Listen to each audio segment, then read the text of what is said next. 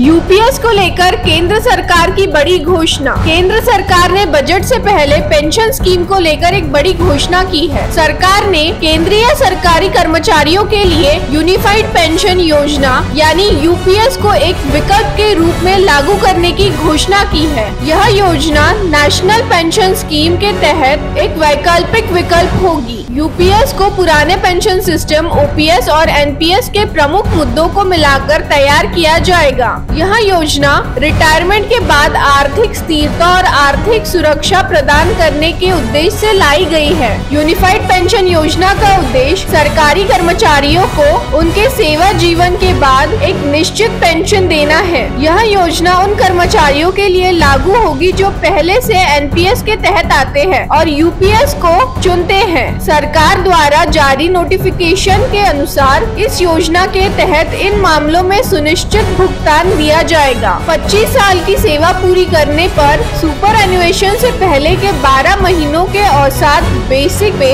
का 50% सुनिश्चित पेंशन के रूप में मिलेगा। इसके अलावा 25 साल से कम सेवा पर पेंशन की राशि सेवा के अनुपात में दी जाएगी। वहीं 10 या अधिक वर्षों की सेवा के बाद सेवानिवृत्ति होने पर न्यूनतम 10,000 रुपए प्रति माह की पेंशन मिलेगी, जबकि पेंशन अधिकारी की मृत्यु के बाद उसकी पत्नी या पति को पेंशन का 60% हिस्सा दिया जाएगा। वहीं महंगाई राहत यानी डियरनेस रिलीफ पेंशन धारकों और उनके परिवारों को पेंशन के साथ दी जाएगी। यह महंगाई भत्ते की तरह ही काम करेगा और पेंशन शुरू होने के बाद लागू होगा। सुपर एनुएशन के समय कर्मचारी को बेसिक पे और महंगाई भत्ते का 10% हर 6 महीने की सेवा के लिए लिम्प सम भुगतान के रूप में दिया जाएगा। वहीं यूपीएस के तहत 2 कॉपर्स बनाए जाएंगे। पहला व्यक्तिगत कॉपर्स